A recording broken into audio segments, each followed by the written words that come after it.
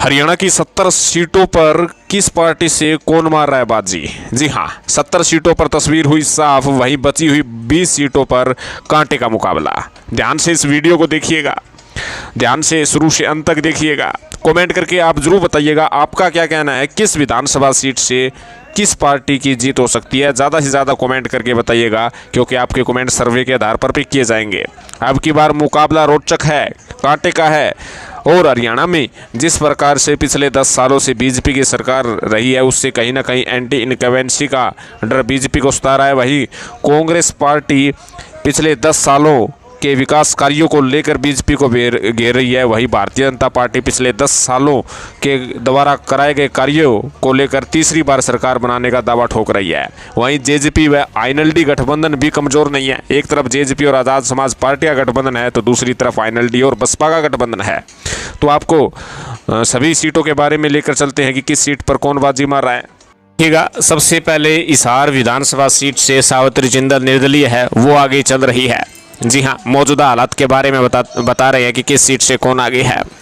ये देखिएगा, नलवा से इसमें कांग्रेस आगे है, उकलाना से इस वक्त कांग्रेस आगे है, भवानी खेड़ा से अब बीजेपी बूस्ट कर रही है, बीजेपी आगे चल रही है।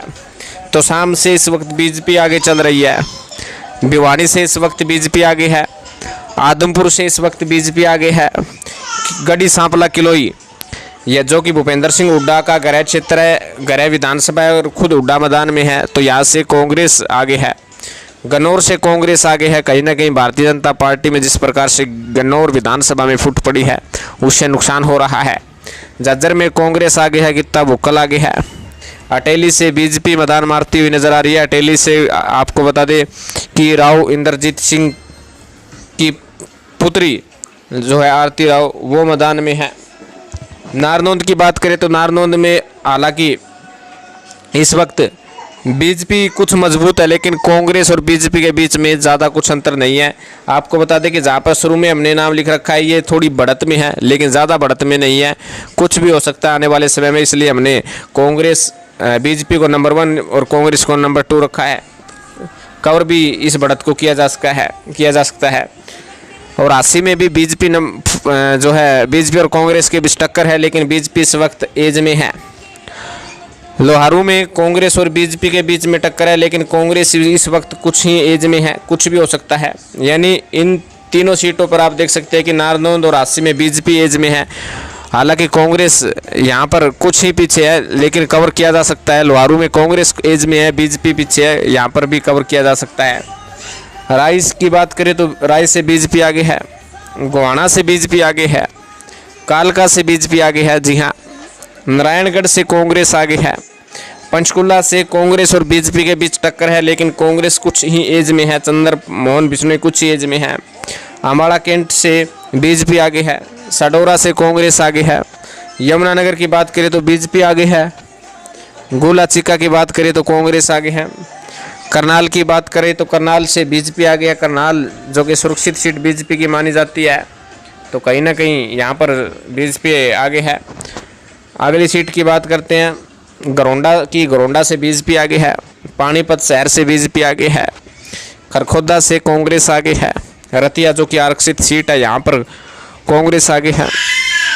जींद की बात करें तो जींद से बीजेपी आगे है। जी हाँ, कालावाड़ी की बात करें तो कालावाड़ी से कांग्रेस आगे है। नरवाना की बात करें तो नरवाना हालांकि कांग्रेस कुछ ही एज में है, लेकिन ठीक पीछे बीजेपी है, यहाँ पर कवर किया जा सकता है, लेकिन कांग्रेस एज में है। वर्तमान परिस्थितियों में कांग्रेस कुछ ही एज में है। ऐनाबाद से आईएनएलडी जो कि अभय सिंह चौटाला है, वो आगे हैं। बारडा से बीजेपी आगे है। दादरी की बात करें तो दादरी बीजेपी एज में है, लेकिन उनके ठीक पीछे कांग्रेस है। छोटी सी गलती बीजेपी के लिए घातक सिद्ध हो सकती है। रोहतक से कांग्रेस आगे है। जी हाँ, रोहतक विधानसभा से। कल्लानौर से इस वक्त बीजेपी आगे है। बेरी से कांग्रेस आगे है। बादली से कांग्रेस आगे है। कहीं ना कहीं ओपी धनखड़ को फिर से झटका लग सकता है। नारनौल से कांग्रेस आगे है। जी हाँ, और नांगल चौधरी की बात करें तो बीजेपी आगे है। बावल की बात करें तो बीजेपी आगे है। पटौदी से बीजेपी आगे है। बादशाहपुर से बीजेपी आगे है। ये देखिएगा, अब नू जो एरिया है नू मेवात, वहाँ पर कांग्रेस आगे है। पुनाना में कांग्रेस आगे है। फिरोजपुर जिरका में कांग्रेस आगे है, अथीन से कांग्रेस आगे है, ओडल से कांग्रेस इस वक्त आगे है। जी हाँ, और ये देखिएगा पलवल की बात करते हैं, पलवल से इस वक्त बीजेपी आगे है, पृथला से कांग्रेस आगे है, शाहबाद से कांग्रेस आगे है, लाडवा से बीजेपी आगे है, इसराना से कांग्रेस आगे है, रादौर से कांग्रेस आगे है, पुंडरी से बीजेपी आगे है, सोनीपत से इस वक्त बीजेपी आगे है। कमाल की बात है, में कांग्रेस इस वक्त आगे है, लेकिन उसके ठीक पीछे निर्दलीय की बात करें तो बलराज कुंडू की पार्टी जो खुद की है वो निर्दलीय के तौर पर पेश किया है। हालांकि उनकी पार्टी का नाम हमें लिखना चाहिए था, लेकिन कांग्रेस कुछ एज में है, ठीक बलराज कुंडू भी पीछे है। बड़खल की बात करें तो बीजेपी, बहादुरगढ़ से बीजेपी, जी हाँ, फरीदाबाद में बीजेपी, जी हाँ, तेगांव में बीजेपी, जी हाँ, ये देख सकते हैं आप। रानिया की बात करें तो रानिया से आईएनएलडी कुछ एज में है, लेकिन निर्दलीय प्रत्याशी जो है रणजीत सिंह चौटाला वो ठीक पीछे है। डब्बावाली में कांग्रेस एज में है, लेकिन इनेलो के साथ कड़ी टक्कर है। सिरसा से लोहपा इस वक्त आगे है। टोहाना में बीजेपी और कांग्रेस के बीच में टक्कर है, लेकिन बीजेपी कुछ ही एज में है। फतेहाबाद में भी बीजेपी और कांग्रेस के बीच टक्कर है, लेकिन बीजेपी कुछ ही आगे है। तो इस प्रकार ये करीब 70 सीटों का हाल आपके सामने हमने पेश कर दिया कि 70 सीटों पर किस सीट पर कौन बाजी मार रहा है। जो बची हुई 20 सीट है उन पर कांटे का मुकाबला है।